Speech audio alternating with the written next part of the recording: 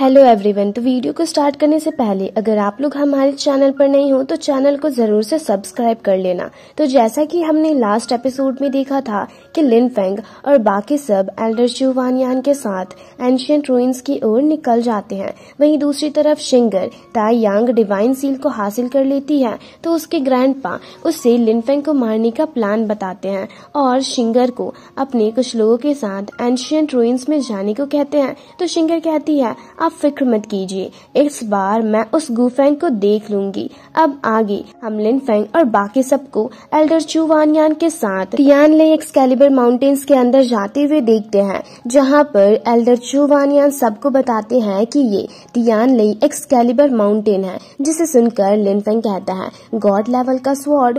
तो एल्डर चू वानयान उन्हें बताते हैं कि ये पहले डिवाइन स्वॉर्ड सेक्ट हुआ करता था जो कि बहुत ही ज्यादा फेमस और पावरफुल था और यही साउथ वेस्ट के स्पिरिट रिलम का लॉर्ड भी हुआ करता था। पर अफसोस ये आज से 6000 सालों पहले डिस्ट्रॉय हो गया और इसके बस तीनों फाउंडर्स ही यहाँ से बचकर निकल पाए जो कि एक वर्चुअल गॉड थे और उन्होंने यहाँ के ट्रेजर को लेकर ही अपने खुद के सेक्ट को स्टैब्लिश किया, जिसमें से एक हमारा टाइमैन सेक्ट भी शामिल है। ये सुनकर शाओतियान कहता है अगर डिवाइन स्वॉर्ड सेक्ट इतना ही पावरफुल था तो वो डिस्ट्रॉय कैसे हो गया। तो एल्डर चू वानयान कहते हैं कि कहा जाता है कि ट्रू गॉड ने खुद एक्शन लिया था। जिस पर लिन फेंग उनसे पूछता है तो डिवाइन स्वॉर्ड सेक्ट के तीनों फाउंडर्स कैसे यहाँ से बचकर निकले। तो एल्डर चू वानयान उन्हें बताते हैं कि कहा जाता है ट्रू गॉड ने डिवाइन स्वॉर्ड सेक्ट की हेड फेंग जियांजी को मार दिया और फिर बाकियों पर अटैक नहीं किया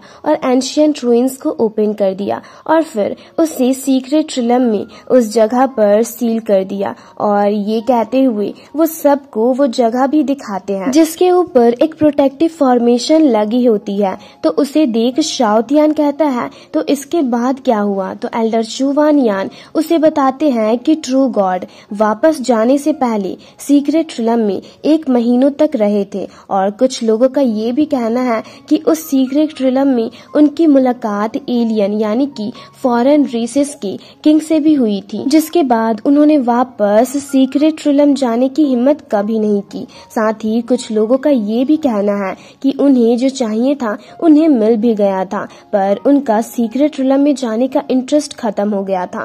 फिर नेक्स्ट सीन में हमें एंशिएंट रूइंस में जाने वाले डोर का सीन दिखाया जाता है जहां पर लिन फेंग और बाकी सबके पहुंचने से पहले ही 2 मेजर सेक्ट्स के लोग पहुंच जाते हैं। साथ ही शिंगर और शेनगुआन भी अपने ग्रैंडपा के साथ आते हैं। वहीं दूसरी तरफ से उन सबको डोर के पास खड़ा देख लिन फेंग कहता है सबके सब ऑलरेडी पहुंच चुके हैं। तभी लुई शेनगुआन को देख कहता है ये लोग यहाँ पर क्या कर रहे हैं, क्योंकि यहाँ पर तो बस 3 मेजर सेक्ट के लोग ही गैदर होते हैं ना। तो एल्डर चू वानयान उसे बताते हैं कि जरूर उन लोगों ने जियांगी के साथ टीम बनाया होगा और ये सब कहने के बाद वो सब भी डोर के पास पहुंचते हैं। तो लिन फेंग को देख शेनगुआन कहता है कि लास्ट टाइम तो ये बस निर्वाणा रिलम में था तो अचानक से ये एक्स्ट्रा ऑर्डिनरी रिलम में कैसे पहुंच गया। वहीं वहां मौजूद दूसरे सेक्ट के लोग भी शेनगुआन को देख गुस्सा होते हैं। तभी जियांगी आगे जाकर एल्डर चू वानयान से कहता है ताईमैन सेक्ट को अपना 2 गॉड सन मिल गया जो कि काफी अच्छी बात है और काफी ही लकी वाली बात है। जिस पर शेनगुआन के ग्रैंडपा काफी एरोगेंटली कहते हैं ये अच्छी बात और लक वाली बात कैसे हो सकती है, क्योंकि अब यही लोग अपने सेक्ट के लिए डिजास्टर लेकर आएंगे। जिस पर शाओतियान भी उनसे काफी एरोगेंटली कहता है लगता है लास्ट टाइम मार खाकर भी तुमने सबक नहीं सीखा। ये सुनकर वो गुस्से से उस पर एक बड़े से मैजिकल हैंड के जरिए अटैक कर देते हैं। ये देख एल्डर चू वानयान भी एक स्ट्रॉन्ग ऑरा रिलीज करते हुए कहते हैं तुम्हारी इतनी हिम्मत। और हम देखते हैं कि उनकी पावर्स शेनगुआन के ग्रैंडपा पर भारी पड़ रही होती है। तो एल्डर चू वानयान उनसे गुस्से से कहते हैं कि डिवाइन स्वॉर्ड सेक्ट के बस 3 मेजर सेक्ट्स ही यहाँ पर आ सकते हैं तो ये आउटसाइडर यहाँ पर क्या कर रहा है। तो शेनगुआन के ग्रैंडपा उनसे गुस्से से कहते हैं कि शिंगर और शेनगुआन ने जियांगी की टीम को ज्वाइन कर लिया है तो क्या मैं इन्हें यहाँ तक छोड़ने भी नहीं आ सकता। तो जियांगी आगे जाकर एल्डर चू वानयान को बताता है कि शिंगर और शेनगुआन दोनों ही काफी टैलेंटेड हैं, इसलिए मैंने ने इन दोनों को अपने टीम में शामिल कर लिया और मुझे नहीं लगता कि ऐसा करके मैंने कोई गलती की है। जिस पर एल्डर चू वानियान उनसे भी गुस्से से कहते हैं कि 3 मेजर सेक्ट्स का कहना ये है कि ये सब हमारा इंटरनल इश्यूज है, तो अगर तुमने बॉटम लाइन को ध्यान में नहीं रखा तो हमारा ताइमैन सेक्ट भी शांत नहीं बैठेगा। जिस पर जियांगी उनसे कहता है तुम फिक्र मत करो, शेनजोंग फैमिली अपनी लाइन क्रॉस नहीं करेगी। जिस पर तीसरी मेजर सेक्ट के लीडर उनसे काफी एरोगेंटली कहती है तुम लोग अपनी बकवास बंद करो और चलो सील को ओपन करते हैं ताकि हमारे डिसिपल्स एंशिएंट रूइंस के अंदर जा सके। और ये कहकर वो तीनों अपने अपने ट्रेजर्स को बाहर निकालते हैं जो कि एक साथ मर्ज होकर एक स्वॉर्ड में बदल जाती है और की के जैसा उस डोर पर यूज करके वो सब एंशिएंट रूइंस के सील को ओपन कर लेते हैं, जिससे एक स्ट्रॉन्ग ऑरा भी रिलीज होती है। और फिर वो सब अपने अपने ट्रेजर को अपने पास रख लेते हैं और एल्डर चू वानियान अपनी डिसिपल से कहते हैं कि अगर एंशिएंट रूइंस में तुम लोगों की मुलाकात फॉरेन रेसेस से हुई तो तुम लोग सब कुछ अवॉइड करके सबसे पहले अपनी जान बचाना। जिसे सुनकर सब उन्हें ग्रीट करते हैं और एंशिएंट रूइंस के अंदर जाते हैं, जहां पर जाते हुए लिन फेंग अपने साथियों के साथ एक जगह पर रुकता है और चारों तरफ देखने लगता है। पर तभी उसके सामने शिंगर शेनगुआन के साथ अपीयर होती है और उससे काफी एरोगेंटली कहती है गुफेंग आज तो मैं तुम्हें खत्म करके ही रहूंगी। तभी वहाँ पर तीसरे मेजर सेक्ट्स के डिसिपल्स भी अपीयर होते हैं। पर तभी उसकी बातें सुनकर शाओतियान उससे काफी एरोगेंटली कहता है तुम मेरे मास्टर को क्या ही खत्म करोगी, उससे पहले तो मैं ही तुम्हें मसल कर रख दूंगा। जिसे सुनकर शिंगर अपनी 9 नेदर सोल फेनिक्स को समन करके उस पर काफी पावरफुली अटैक कर देती है, जो कि अपनी पावर्स का यूज करके शाओतियान की सोल स्पिरिट को एब्जॉर्व करने लगता है और शाओतियान पर भारी भी पड़ रहा होता है। ये देख लिन फेंग शाओतियान को अपने पास बुलाकर शिंगर के सोल फेनिक्स को बस एक ही अटैक में डिस्ट्रॉय कर देता है, जिससे एक बहुत बड़ा धमाका होता है।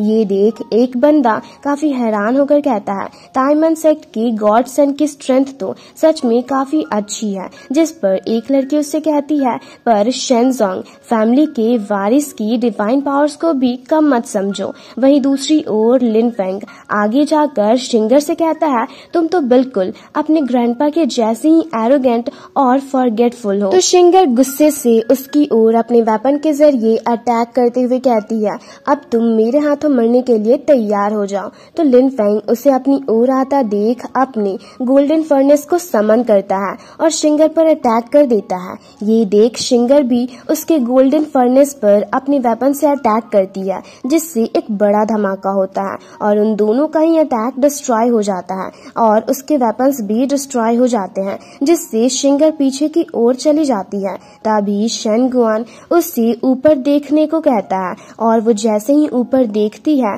तो लिन फेंग अपने थंडर पावर्स को शो कर रहा होता है और उसके जरिए शिंगर पर काफी पावरफुली अटैक कर देता है, जिससे बचते हुए वो पीछे की ओर चली जाती है और फिर ऊपर की ओर जाकर ताई यांग डिवाइन सील को शो करती है, जिसे देख सब हैरान होते हैं। तो हाओरेन उस डिवाइन सील को देख कहता है ये तो गॉड लेवल के ट्रू फायर को रिलीज कर रही है। तो शेनगुआन उनसे काफी एरोगेंटली कहता है अब तो तुम मेरी सिस्टर के हाथों नहीं बचोगे, इसलिए अगर तुम मरना नहीं चाहते तो मेरी सिस्टर के आगे घुटनों के बल बैठकर अपनी दया की भीख मांग लो। वहीं दूसरी तरफ से शिंगर भी लिन फेंग को गिव अप करने को कहती है और लिन फेंग पर अटैक करती है, जिससे उसके प्रोटेक्टिव शील्ड में दरारें आने लगते हैं। ये देख वो अपनी प्रोटेक्टिव शील्ड को क्लोज करके कहता है तुम्हारे अटैक को ब्लॉक करने के लिए तो मेरी बस एक उंगली ही काफी है। और ये कहकर वो बस अपने एक फिंगर अटैक से शिंगर के उतने पावरफुल अटैक को डिस्ट्रॉय कर देता है,